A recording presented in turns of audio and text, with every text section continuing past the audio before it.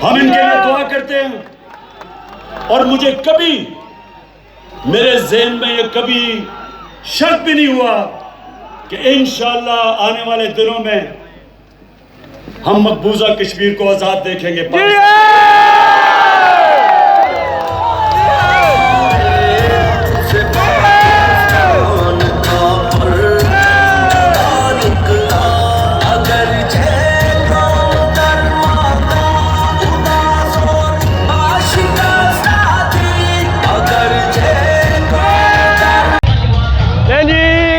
इमरान खान साहब का जहाज आ चुका है बिम्बर स्टेडियम में माशाल्लाह।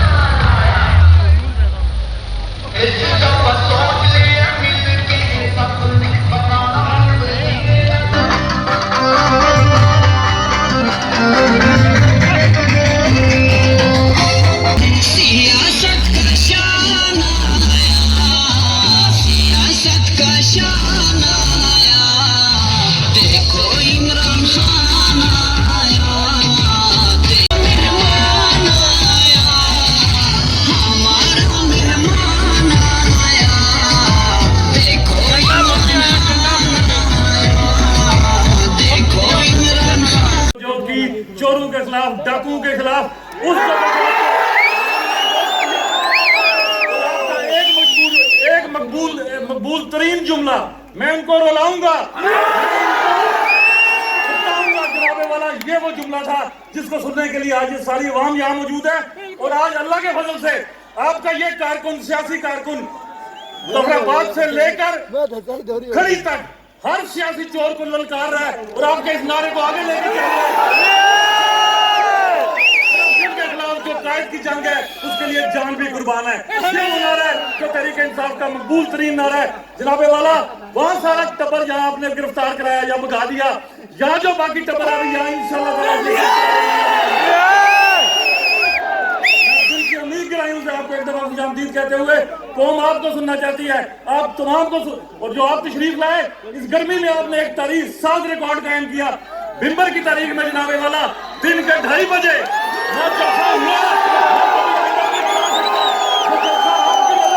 मोहब्बतें आपकी नजर, ये वफाएं आपकी नजर, इन लोगों का जनाबे वाला आपने खुसूसी ख्याल रखना। बहुत शुक्रिया। अस्सलाम वालेकुम।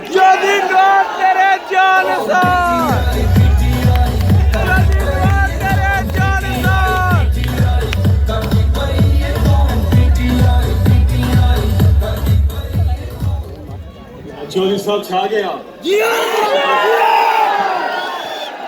नाराए तकबीर, नाराए रिसालत, नाराए हैदरी। पाकिस्तान, कश्मीर, इमरान खान जिंदाबाद। जब भारत कश्मीर पे मजालिम ढा रहा था, जब लाइन ऑफ कंट्रोल पे हमले हो रहे थे भारत की तरफ से और नवाज शरीफ मोदी के साथ याराना निभा रहा था, शादियों में दावतें हो रही थी, तोहफे ताइफ का तबादला हो रहा था, ये आप सबके सामने है। लेकिन जब वजीर आजम इमरान खान साहब आए तो हमें पाकिस्तान की तारीख में ऐसी मिसाल नहीं मिलती कि जिस अंदाज में आपने पूरी दुनिया में कश्मीर के मुकदमे को उठाया, इसकी हमें तारीख में मिसाल नहीं मिलती। तो आज कश्मीर अपनी मोहब्बतों का सबूत देगा। आज आपका इस्तकबाल बताएगा कि जिंदा कौमें किस तरह से अपने लीडर का इस्तकबाल करती है। और इंशाअल्लाह इमरान खान की क़यादत में वो वक्त दूर नहीं जब आजादी कश्मीर का मुकद्दर बनेगी। जरा हाथ उठाकर, क्योंकि इंतजार की घड़ियां अब खत्म। हाथ उठा के तालियों की गूंज में इस्तकबाल कीजिए। पाकिस्तान की आन है आप, पाकिस्तान की शान है आप, कश्मीर के खान है आप, कश्मीर के कप्तान है आप, इमरान।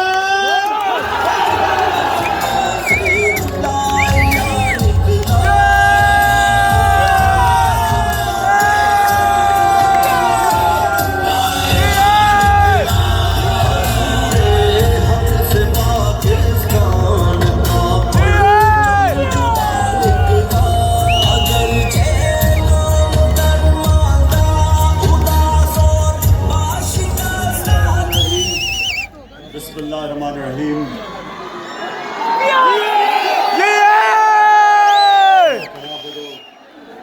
वइय्याका नस्तईन।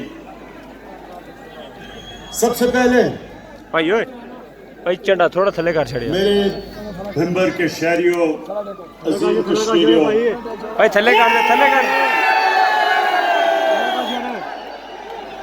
सबसे पहले यार भाई ध्यान ना।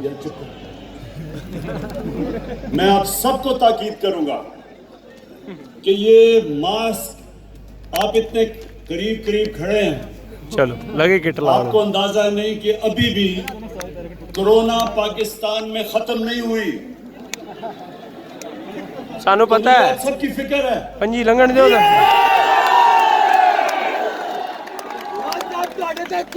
देखिए, सिर्फ इससे पहनने से, ये मैं देख रहा हूँ या ख्वातीन ने कईयों ने पहने हुए, मैं आपको पेश करता हूं। इससे पहनने से, ये बीमारी से आप बच सकते हैं। सुने बड़ा जरूरी है ये आपके लिए, क्योंकि देखें इमरान खान अल्लाह ने सुनाई है, सुनिए किसी दिन नहीं कहते। पाकिस्तान को बचाया अब तक।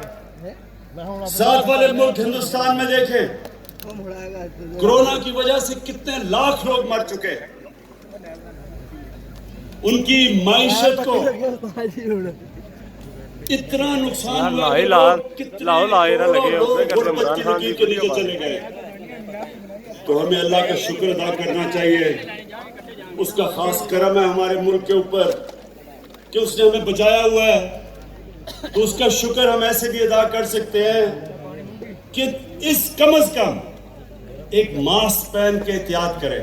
तो आप साथ साथ खड़े हुए, मुझे डर है कि ये ना हो कि मेरे बिम्बर के जलसे के बाद पता चला कि कोरोना में कई लोग बीमार हो गए। दूसरी चीज, और आपके जुनून को खराज तहसीन पेश करता। मेरी आपको पता है कितनी जिंदगी गुजरी धूप के अंदर क्रिकेट खेलते हुए। और मैं यहाँ स्टेज पे बैठा हूँ और मेरी कमीज पसीने से भीग चुकी है।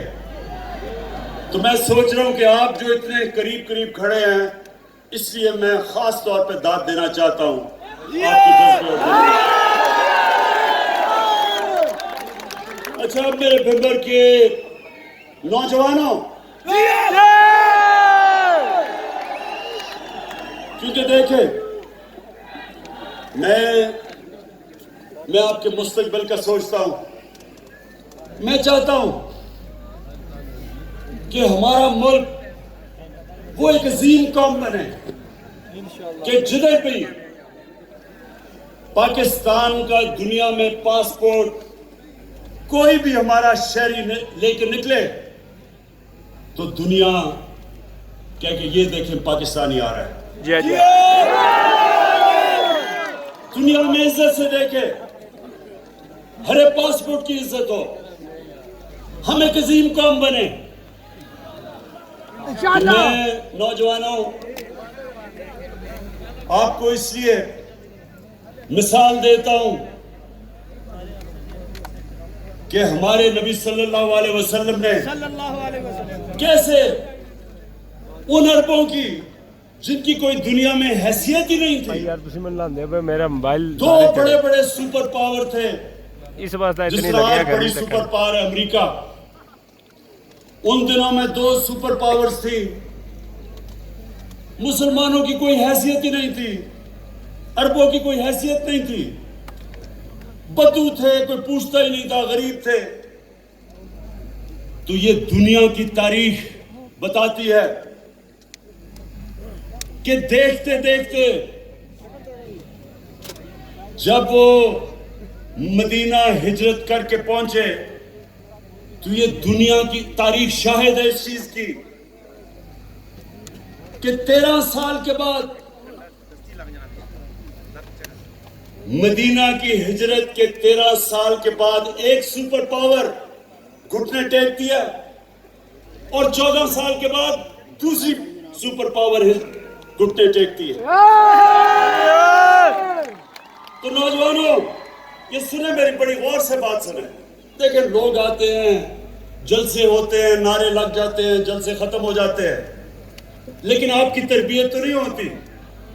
तो मैं सिर्फ चाहता हूं कि मैं जब यहां से जाऊं तो इस चीज को गौर करें कि क्या वजह थी कि वो अरब जिनको कोई पूछता नहीं था, वो देखते देखते दुनिया की इमामत की, उन्होंने दुनिया की इमामत की। तो वो क्या जादू किया था उनके ऊपर। तो इसलिए मेरे नौजवानों, अल्लाह कुरान में कहता है कि मेरे नबी की उसकी जिंदगी से सीखो, उसकी सुन्नत पे चलो, उसकी शरीयत पे चलो, क्योंकि वो आपकी बेहतरी है, उसमें कौम की बेहतरी है। एक इंसान जब उस शरीयत पे चलता है वो बड़ा इंसान बन जाता है। एक कौम जब उनकी सुन्नत, जो मदीना की रियासत थी, जब उसके असूलों पे जब कौम चलती है तो एक कौम अजीम कौम बन जाती है। तो मैं चाहता हूं कि हमारी कौम एक अजीम कौम बने। हम ये बदकिस्मती से जो गलत रास्ते पे चले गए थे, भीख मांग के, कर्जे लेके गुजारा करना, एड लेके दूसरों की जंगों में शामिल होना, अपने लोगों का नुकसान करवाना, अपनी इज्जत खोना, कोई भीख मांगने वाले की और कर्जा मांगने वाले की इज्जत नहीं करता। आप आजमा के देख लें नौजवानों, आप आजमा के देख लें। लोगों से तो दूर की बात है, अपने माँ बाप से जरा पहले दिन पैसे मांगे, दूसरे दिन कर्जे मांगे, तो तीसरे दिन देखना माँ बाप आपकी तरफ किस नजर से देखते हैं। भाइयों से आजमा के देख लें। देखिए ये इंसान की फितरत है। अल्लाह से जब आप मांगते हैं वो खुश होता है, वो आपको नवाजता है। इंसानों के सामने जो हाथ फैलाता है कोई उसकी इज्जत नहीं करता, ना उस मुल्क की इज्जत करता है जो अपने पैर पर नहीं खड़ा होता।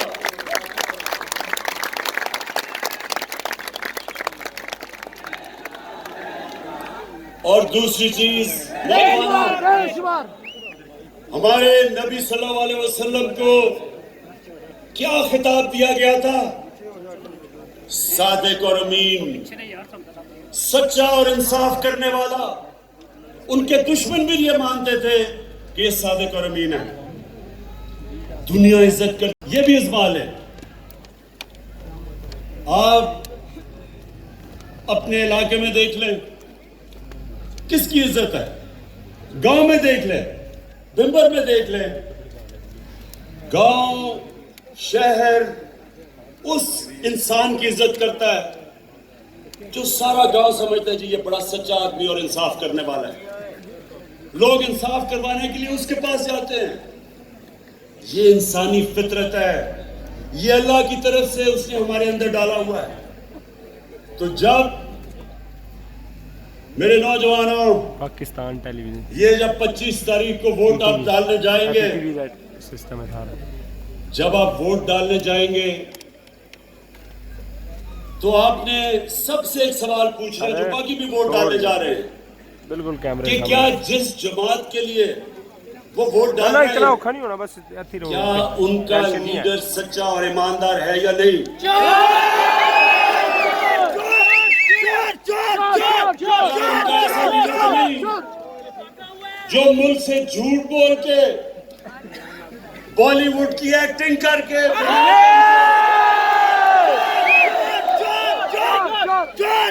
ऐसी उसने एक्टिंग की नौजवानों, ख्वातीन, उसने ऐसी एक्टिंग की कि हमारी कैबिनेट के अंदर जो औरतें थी वो रोना शुरू कर दिया उसके चलते। खौफ आ गया कि जी पता नहीं ये जहाज की सीढ़ियां भी चढ़ जाएगा या नहीं। जैसे ही लंदन की हवा लगी, एक इधर से एक नवाज शरीफ गया था, उधर जाके दूसरा नवाज शरीफ नजर आ गया। बीमारी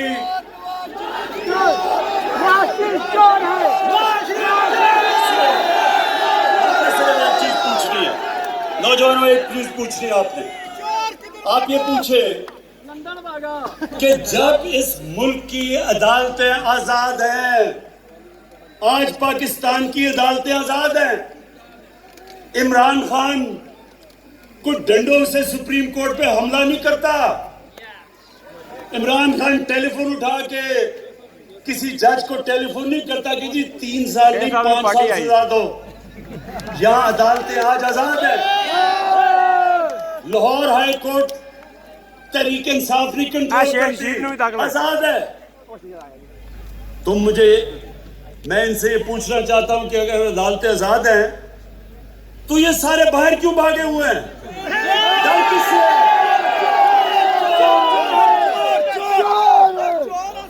इनका मुंशी भी बाहर, इसाक डार, वो तो पहले ही भाग गया था, अभी हमारी हुकूमत ही नहीं है तो बाहर भाग गया। उसके बेटे भी बाहर, नवाज शरीफ के बेटे भी बाहर भाग गए, उसका शहबाज शरीफ का दामाद भी बाहर और बेटा भी बाहर भाग गया। किससे डर रहे हो? अदालतें आजाद हैं, कुर्सी अपना काम पूरा कर गई।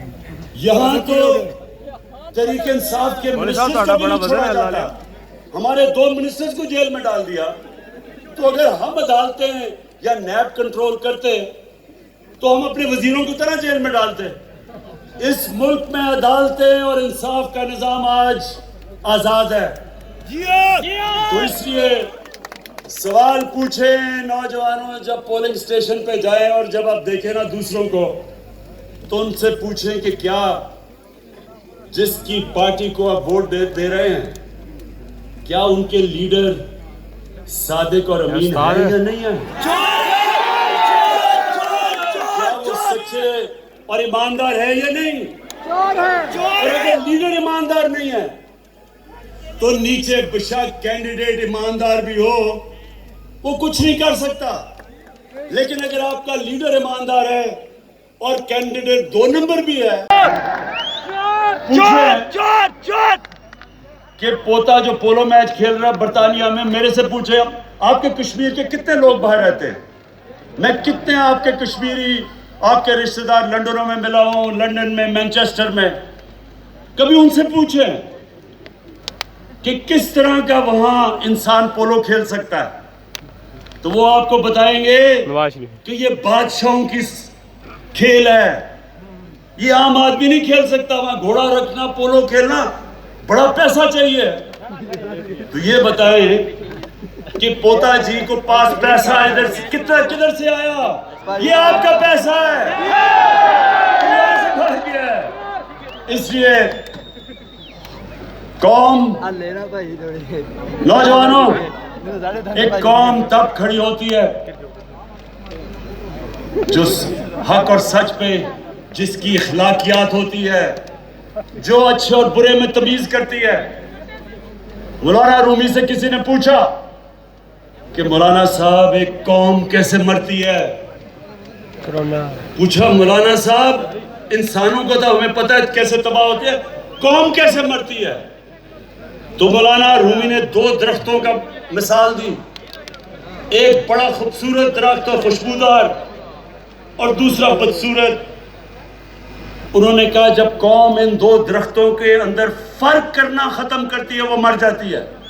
यानी कि जब वो अच्छे और बुरे की, इमरान खान सच और झूठ की, फिलासफर भी है, जब वो फर्क नहीं करती, वो इखलाकी तौर पे पहले मरती है, फिर माशी तौर पे मरती है। तो नौजवानों, हमने बनना है एक अजीम कौम, उस रास्ते पे हम निकल चुके हैं। जहाद है हमारी जुल्म के निजाम के खिलाफ, कानून की हुक्मरानी के लिए हम जंग लड़ रहे हैं। जो पुराना निजाम है, जो पुराने निजाम को माफिया बचाने की कोशिश कर रहे हैं, उनसे हम हर रोज जंग लड़ते हैं।